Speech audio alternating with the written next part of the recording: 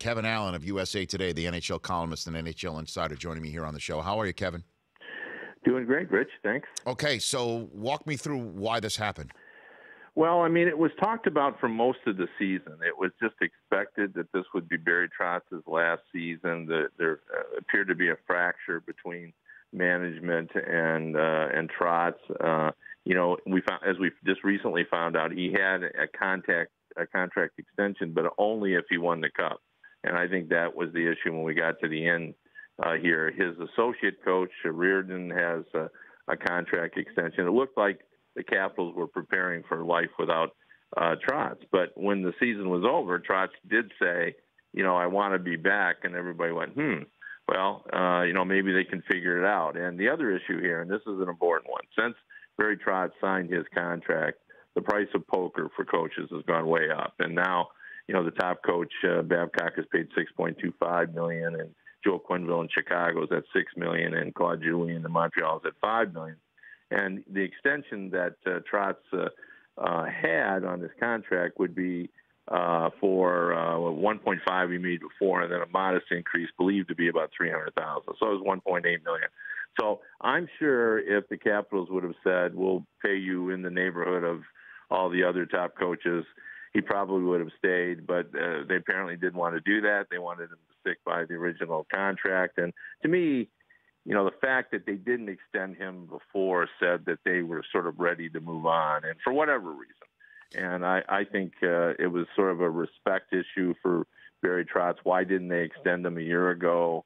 And when we got to this point, they finally said, well, we've been preparing for this. I guess we're ready to go. And Trotz, of course, won't be out of work all that long. I mean, there's not a lot of vacancies, but whenever there is one, he's going to be the favorite to get it. What about for the Islanders?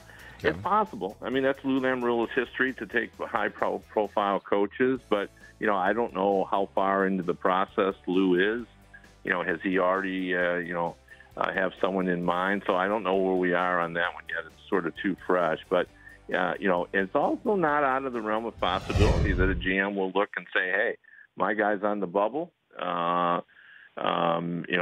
He may be in trouble next fall. Maybe I'll pull the trigger now. That could happen as well. But, it wouldn't be the worst thing for Barry Trotz just to, have a nice summer, wait till the fall, because somebody will get fired. We're not going to go have another season like we had this year where nobody got fired.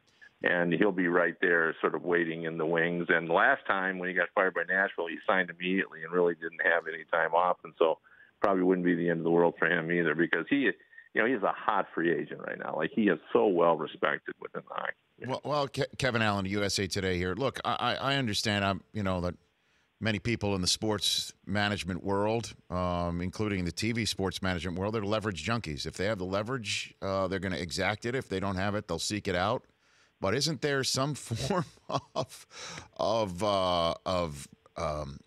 payment that could be had outside of the leverage world based on the fact that you just look around and see how the entire community is nuts about the Washington Capitals and keeping the gang together? Isn't there some value in that, Kevin? Well, I would think so. I mean, if you're asking me if this is a public relations problem for the Capitals, I say yes. He was an important part of that team.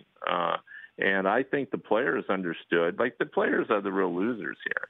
Like, the Capitals, the team will survive, and Trotz will get a great job elsewhere. But, the players sort of understood that Trotz sort of brought them together. Sure, it was the players who won the Cup, and it was, Ovechkin and Kuznetsov that carried them. But, he had a way to bring them all together, and there was a lot of changes to this team.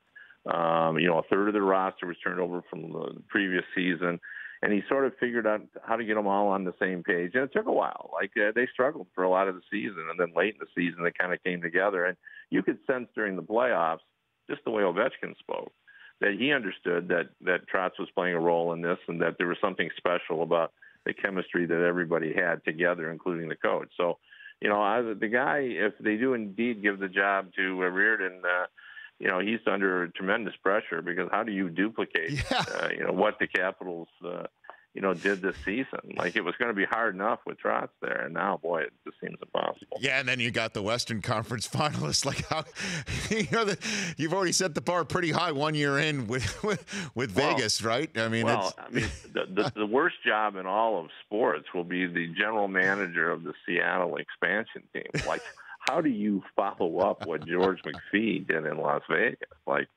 there's just no possible way, because, hey, the GMs around the league now are smarter about the new expansion process. So, they're not going to, give up 2 players to save 1 like they did before with Vegas, to allow Vegas to kind of accumulate a really nice roster.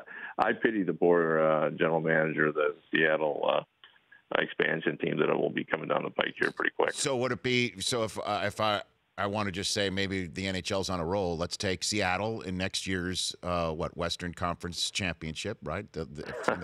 Against let's hold them at the Maple Leafs, right? They've been waiting a long time, just like the Caps. Let's go Leafs Seattle next year. What do you think about that? Well, I think it would certainly create a lot of attention. And because, there are a lot of conspiracy nuts out there who think that the NHL set up the Vegas Golden Knights to go all the way to the, the Stanley Cup final. Well, Bettman does come from the David Stern family, right? I mean, yes, he does. Of sports management. And I will say this, I think, we know how long David Stern stayed at the NBA. I predict Gary Bettman's going to go longer than David Stern went at the NBA. He's in great health. He's 66.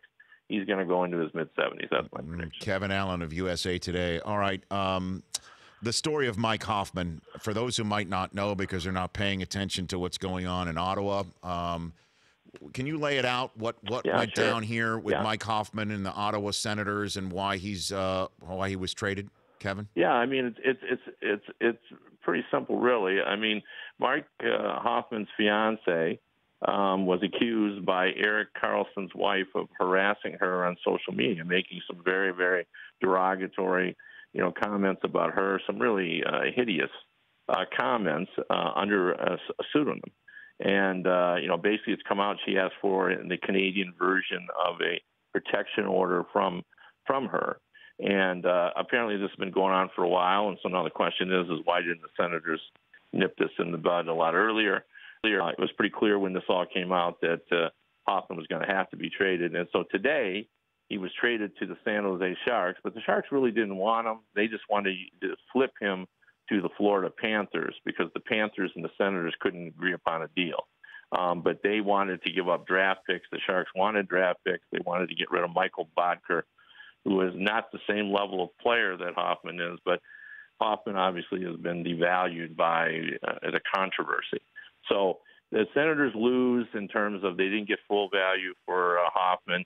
The Panthers believe they desperately needed offense. They get a 4-time 20-goal scored 20 or more.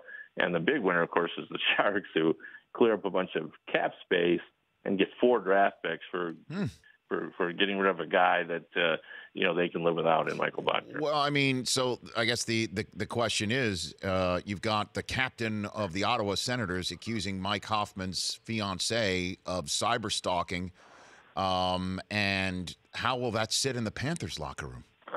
Well, it's interesting. I mean, Dale Talon said on the conference call that that's behind this, but we all know there are a lot of friends throughout the National Hockey League. So there could be some issues, but I also think that players are, they're all about winning, and it all will be forgotten if Hoffman produces and if the team is better than with him on it than with him not on it. So, I think probably the fact that he's not in Ottawa, where there clearly would have been problems, even though Erik Karlsson's likely to be traded too, not because of this, but because, he's not likely to be re-signed next year.